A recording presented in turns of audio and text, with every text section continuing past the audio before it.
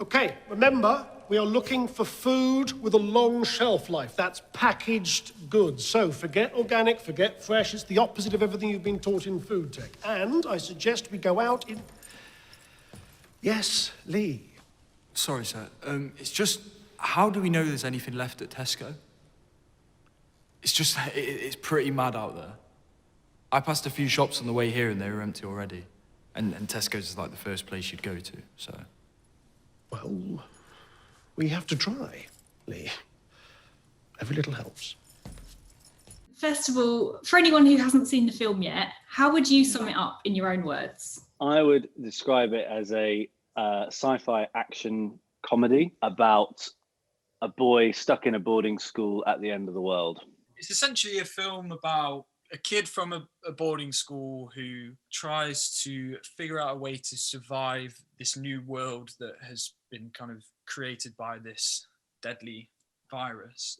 He gets kicked out of the school because of me. I discover bad behaviour, so he gets expelled. And yeah, it's basically just the story of him and the band of people that are still alive, trying to figure out a way to carry on surviving. It's got some weirdly similar parallels to our real life pandemic. Mm-hmm. Yeah. Could you tell us a bit, how intentional was that? Not at all. We shot the film in 2019 in the summer, and actually ironically our post-production was shut down by the real pandemic happening.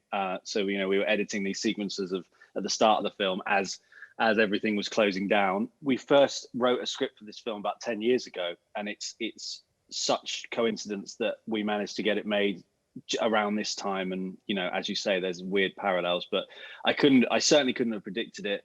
And actually, while we were trying to get it made, convincing people that pandemic was a decent premise for an apocalyptic movie was actually quite hard. People were always like, do you want to put a zombie in it? Do you want to put a bomb in it? Do you want to, but obviously very coincidental. I love the Britishness of it as well. What do you think makes a British teen movie different from an American teen movie? There's a earnestness to American stuff that, particularly in their teen movies, I feel like if you look at stuff like End of the Fucking World and Misfits and stuff like that, and hopefully my film, there's always this sense of, the British sense of irony, I think, comes through in a more sort of energetic, youthful way, a tongue-in-cheekness, and a kind of, we managed to always make even the apocalypse a bit shit in a way that's good and funny, and that I like. I was wondering if you could talk us through some of your favourite British teen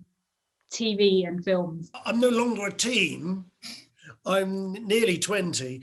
My issue, so I'm not very current with current teen stuff, but my own experience when I was growing up was very much Grange Hill, bizarrely. I found Grange Hill was a crucial motivator in making me want to be an actor. They seek him here, they seek him there.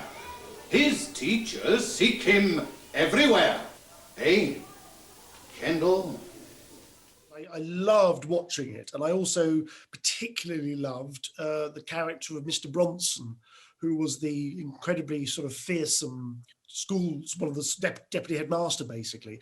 And I watched the making of one Christmas, and way back in the 80s, I watched the making of Grange Hill, and I saw his behaviour offset, and he was regarded as one of the nicest people in the industry. He was a very kind man. He had a lovely family and was just a really, really nice egg, despite the fact that he played this fearsome character in Grange Hill. And I thought, if you can do that for a living, I want to do it. So it was a sort of teen show that really inspired or triggered my desire to be an actor.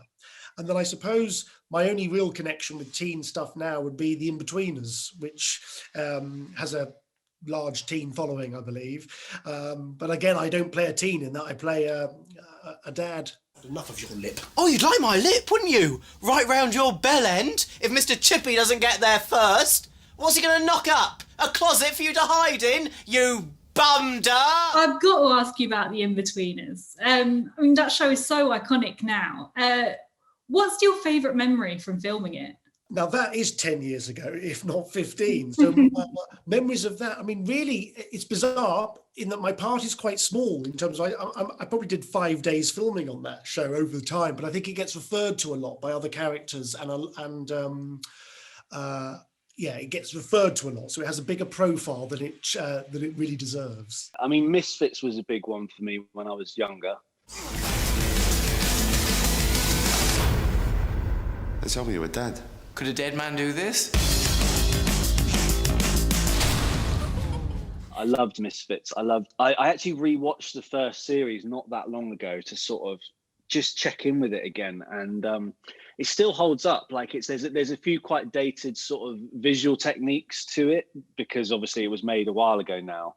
But as a piece of and references to things like Asbos and all that kind of thing that were the zeitgeist of the time.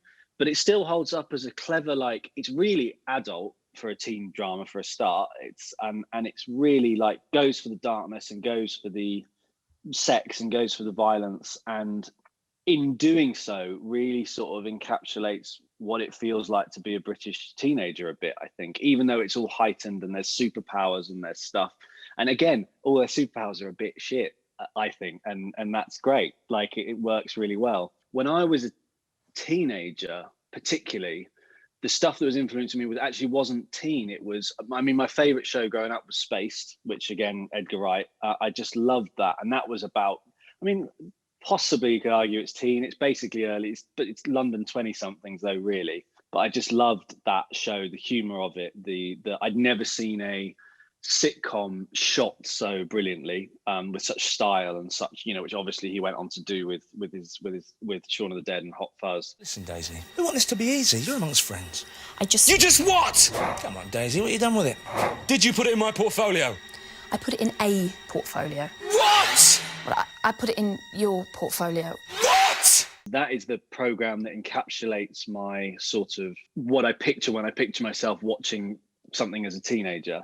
But then my favorite teen drama would be Misfits. Great music in both as well. Tell us a bit more about what you like about those soundtracks.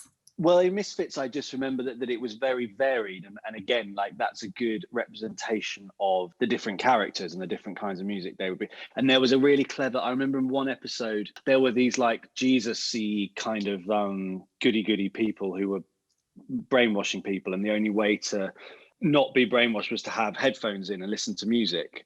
And of course, all the different characters, like completely different kinds of music.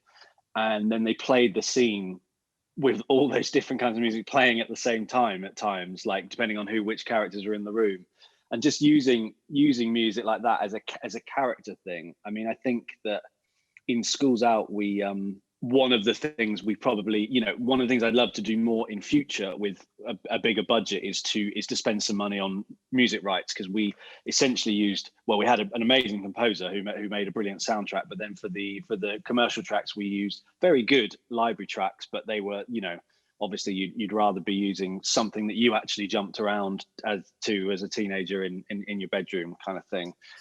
So I like it when a TV show can use music a bit more aggressively like that. Was there any particular sort of soundtracks you had on while you were making the film? Yeah, there were a few, and we did try to get them all, but it just was out of our league. The long sequence where they lock up the school for the first time after the first invasion, that was to Leonard Cohen's Steer Your Way. Really, really dark, sparse kind of him with his and it's just great. And then we used Gimme Chocolate for the scene where they're all dancing in the bedroom, and we actually had Wiley miming that at the start, the Gimme Chocolate, and then it goes completely mental, and we shot that thinking we might be able to get the rights, but then it was a way out of our league, so we had to go with a very good but like just punk rock track that we'd found, which actually, funnily enough, is now on my Spotify, and I listen to sometimes just because I know it so well. And what is it about Schools Out Forever that you think makes it such a great teen drama, thriller, horror, all these things? Well, I would say, anything that is set in your school life, will always have a huge sort of impact, because school is it feels like such a long time, and it forges you for when you become an adult. So anything that's set in that environment and then it goes wrong, it will always be very, very sort of engaging and exciting to watch. Yeah, definitely. I think most kind of school kids are sat daydreaming about what else they could be doing, or like what if this was going on, or what if that was going on. So I think it was just so much fun to kind of live out that like weird daydream of what if there was an apocalypse and we all had to lock ourselves in this room and figure out. True. Sitting at school, I do recall rarely being there. I was often thinking about many other thousand things. So yes, it's and the school environment is a perfect place for that. So setting a film in it is ace.